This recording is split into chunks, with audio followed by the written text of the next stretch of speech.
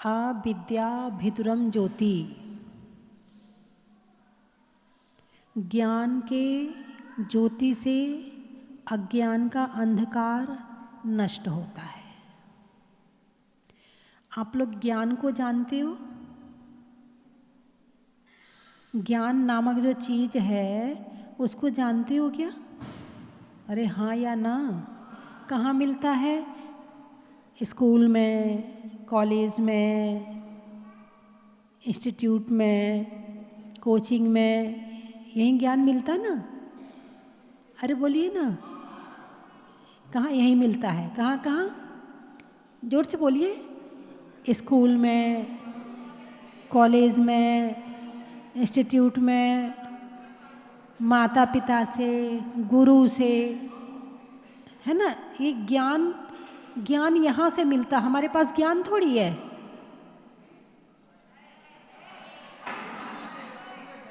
अभी तो आपने कहा कि वहाँ ज्ञान मिलता है।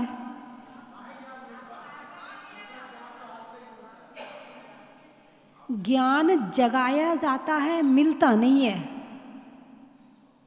ज्ञान अंदर में है, ज्ञान आत्मा में है। आत्मा ज्ञान है और अज्ञान आत्मा है। ये बात भूल जाओ कि कहीं से ज्ञान मिल रहा है।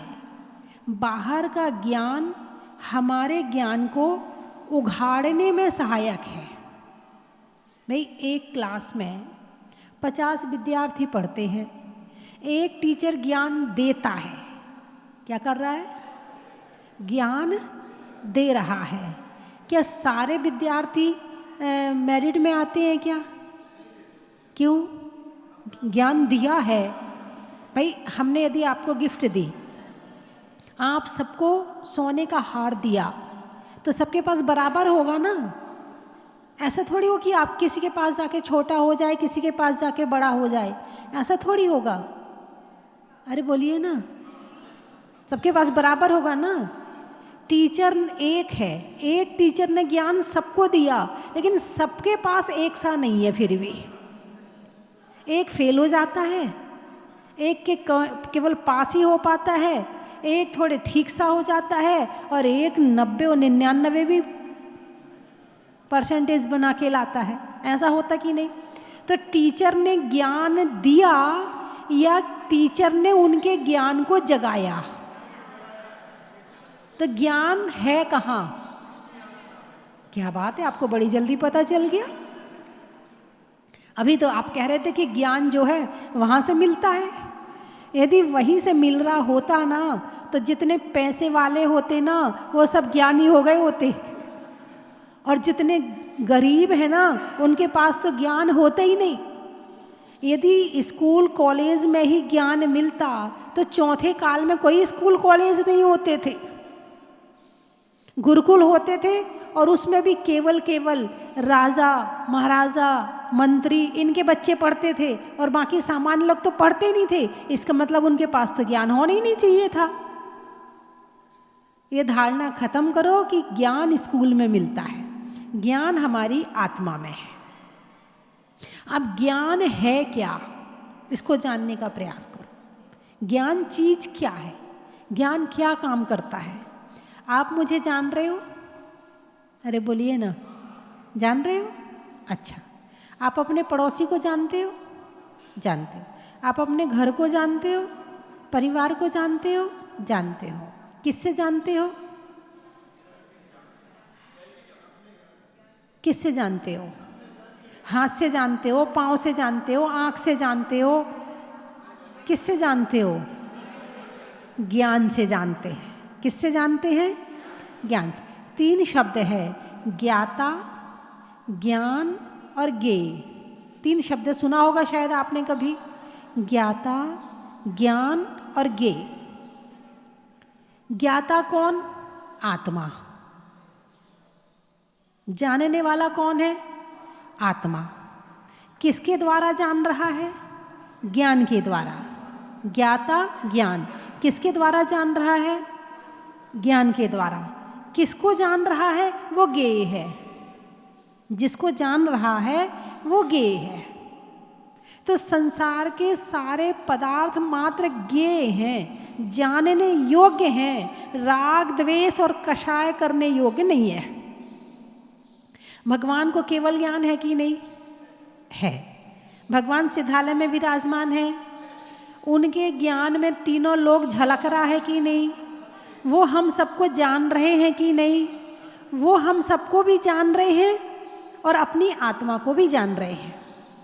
तुम सबको जानते हो मगर अपनी आत्मा को नहीं जानते हो। अब ज्ञान शब्द बीच में है, ज्ञाता और ज्ञेय आसपास है।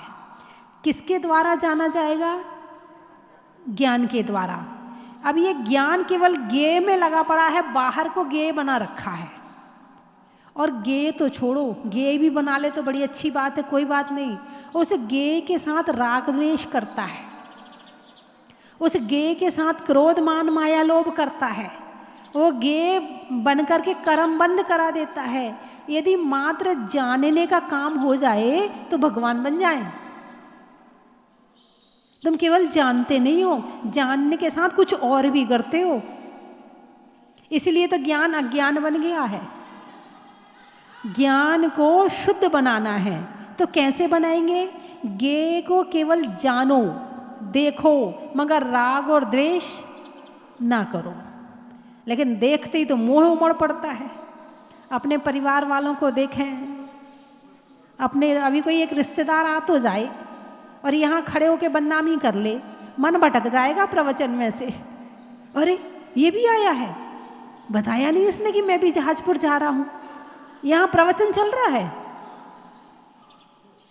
अब उसको मात्र ज्ञेय बनाकर जानते कि भाई ठीक है, कोई है, आया है, ठीक है, चला गया।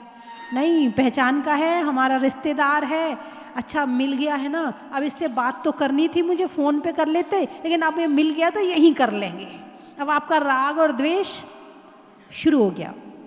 यदि आपका प्रेमी रिश्तेदार आया जिसको आप प्रेम करते हैं तो राग उमड़ जाएगा, और जिसको आप नहीं चाहते हैं यदि वो रिश्तेदार आ गया तो द्वेष हो जाएगा।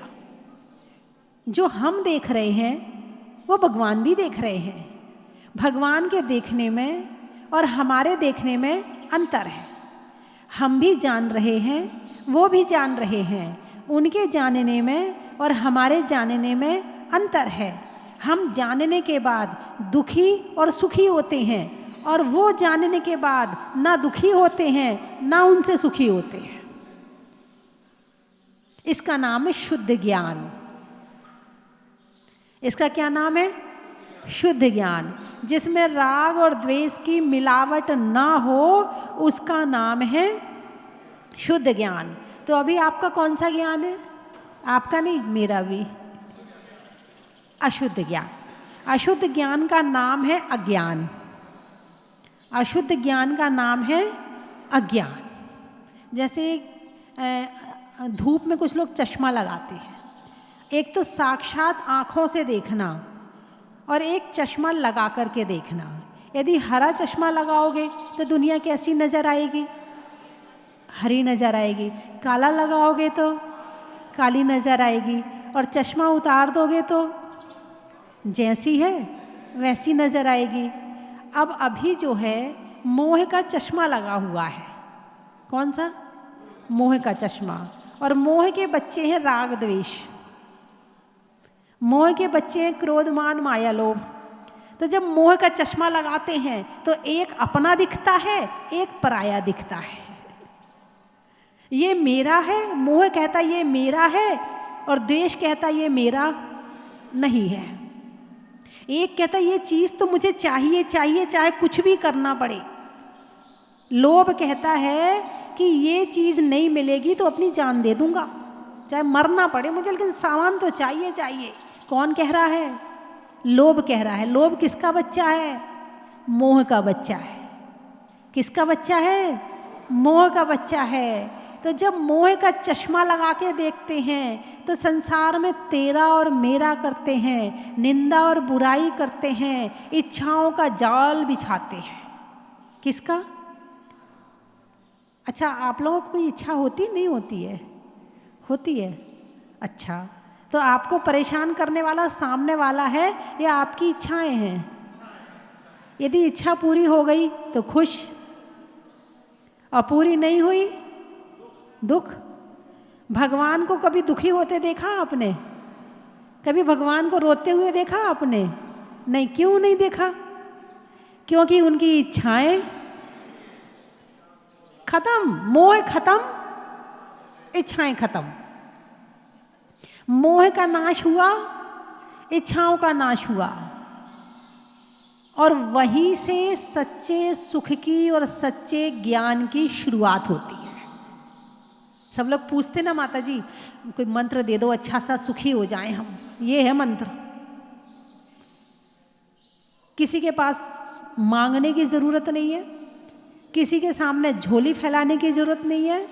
जहां मोह कम हुआ वहीं सुख शुरू हो जाएगा, वहीं सच्चा ज्ञान और सच्चा सुख शुरू हो जाएगा।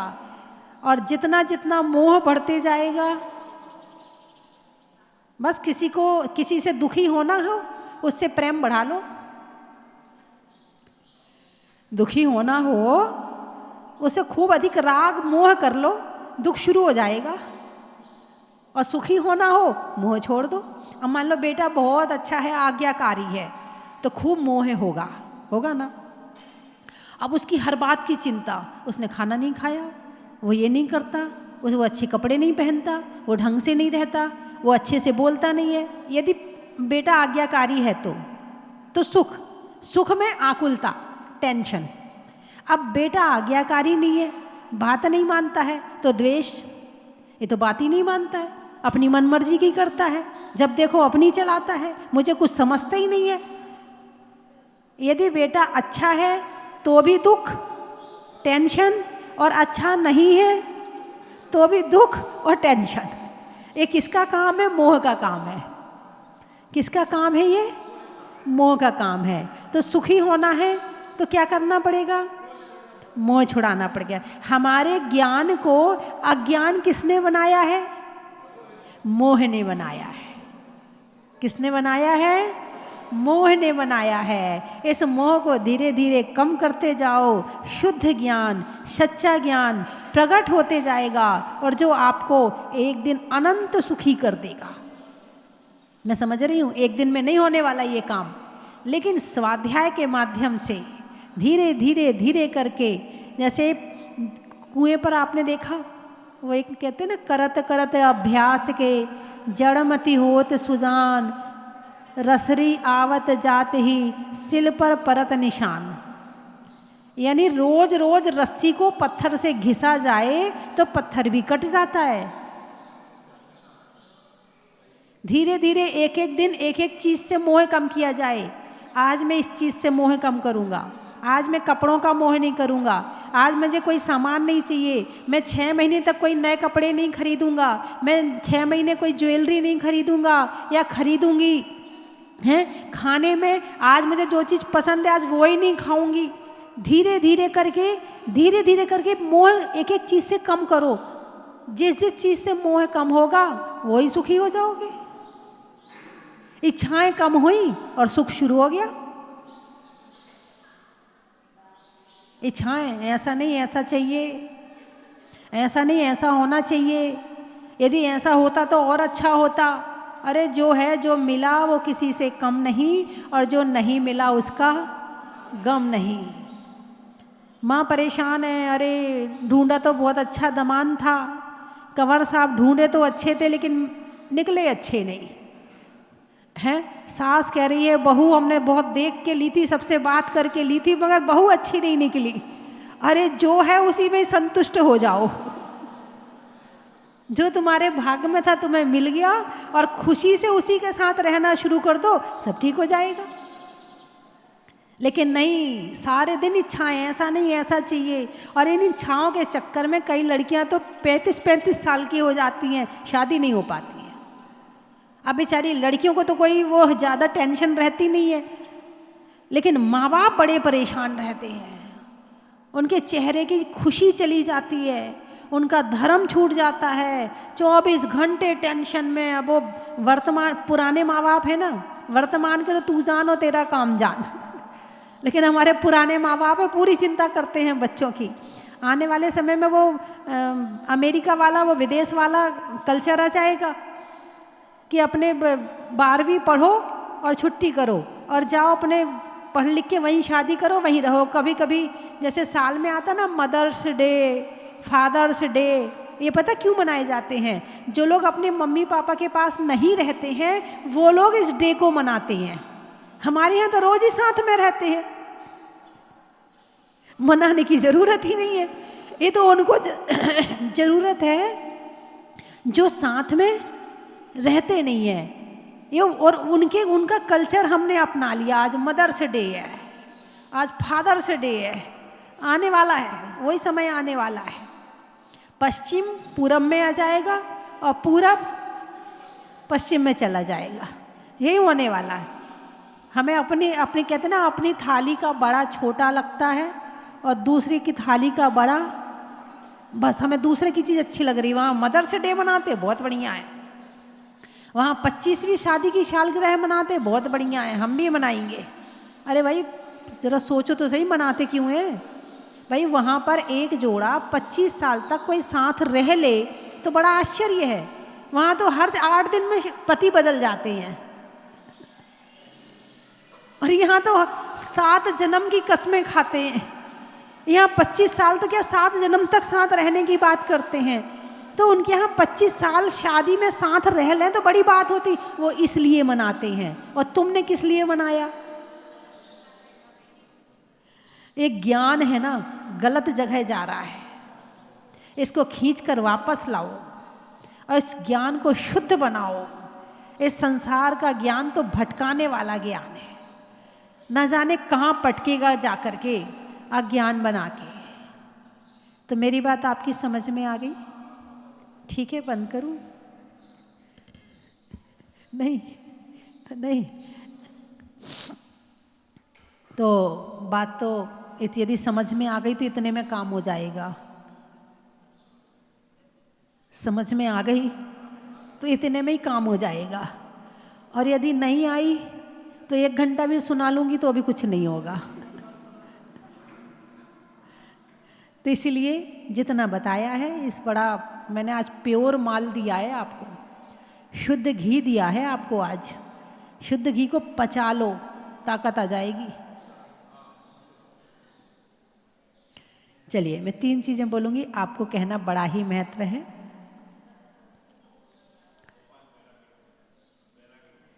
चलने में पात का, मित्रों में साथ का, तीर्थंकरों में मुनि सुब्रत नाथ का, पंखा में झलने का, बच्चों में पलने का, भगवान की जमीन से निकलने का बड़ा ही महत्व है। हिंदी में मात्रा का, स्कूल में छात्रा का, आज आपकी जहाजपुर की यात्रा का बड़ा ही महत्व है।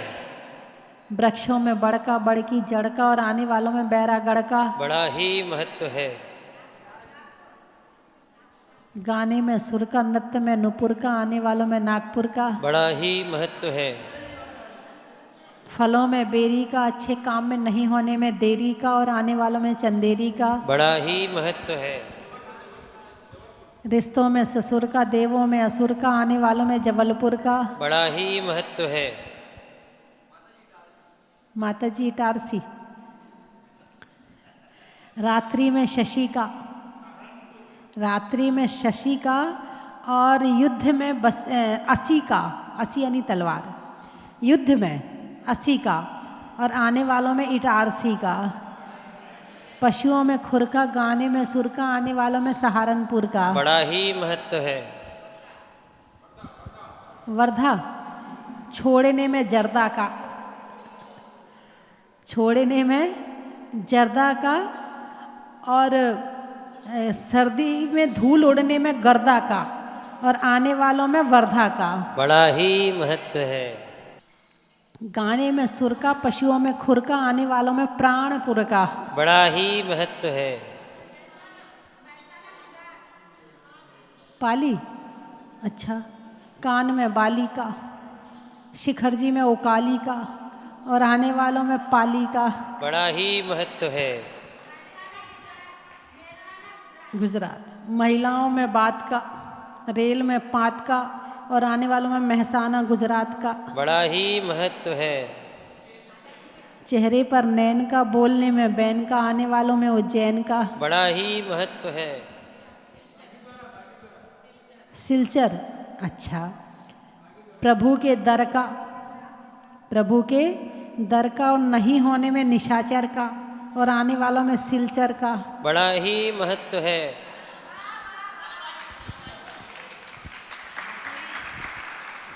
नलवाड़ी कौन है? नलवाड़ी, नलवाड़ी। घूमने में गाड़ी का, राजस्थान में लाड़ी का और आने, लाड़ी यानी बहू, राजस्थान में लाड़ी का और आने वालों में नलवाड़ी का। बड़ा ही महत्व है। बसूरी, मसूरी, मसूरी, अच्छा। बैठने में दरी का, छोड़ने में हरी का और आने वालों में मसूरी का। बड़ा ही महत्व है। धौलपुर का, अच्छा। रिश्तों में ससुर का, पशुओं में खुर का और आने वालों में धौलपुर का। बड़ा ही महत्व है। नहीं होने में विवाद का, देने में दाद का और आने वालों में अहमदाबाद का। बड़ा ही महत्व है। बागी दौरा, नेता के दौरा का, जीवन में जरा का और आने वालों में बागी दौरा का। बड़ा ही महत्व है। ग्वालियर, ग्वालियर, दो ग्वालियर हैं क्या? एक ही है, अच्छा। सुनने में ईयर का, छोड़ने में बियर का और आने वालों में ग्वालियर का। बड़ा ही महत्व है। बोलिए 24 भगवान की।